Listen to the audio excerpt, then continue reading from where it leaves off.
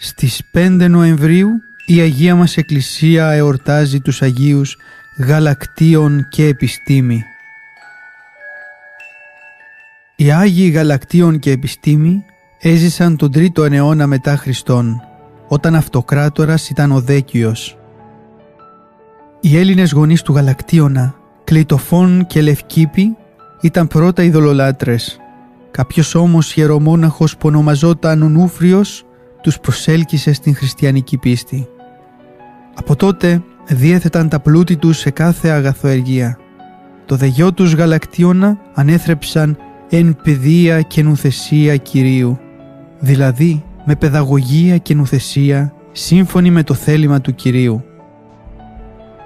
Και η παιδαγωγία αυτή δεν άργησε να φέρει τους θαυμαστούς καρπούς της. Ο Γαλακτίων, όταν μεγάλωσε, νυμφεύθηκε μία ωραία κόρη, την Επιστήμη, την οποία ο ίδιος ήλκησε στο Χριστό.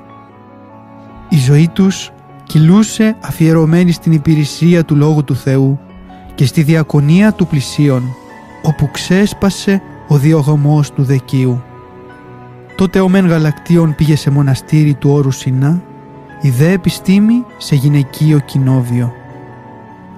Αλλά η λέλαπα του διωγμού έφτασε και στα μέρη εκείνα, με αποτέλεσμα να συλληφθεί ο Γαλακτίων από τον άρχοντα Ούρσο. Όταν το πληροφορήθηκε αυτό η Επιστήμη, έτρεξε και παρακάλεσε τους διώκτες να συλλάβουν και αυτή προς ενίσχυση του συζύγου της.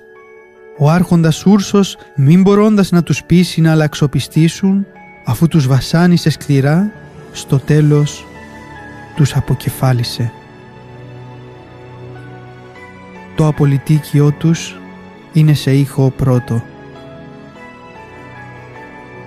Την λαμπράν ξινόριδα των μαρτύρων τιμήσομεν, ως περσύζυγη αναρίστην και κλητήν και θεοφρόνα, των θείων Γαλακτίων απιστή, ομού συνεπιστήμη της εμνή, διάσκησεων γαρπώνων αθλητικήν, εξήνθησαν φεδρότητα, δόξα το ενισχύσαντι μας, δόξα το σε στεφανώσαντι, δόξα το ενεργούντι δήμον, πασινιάματα.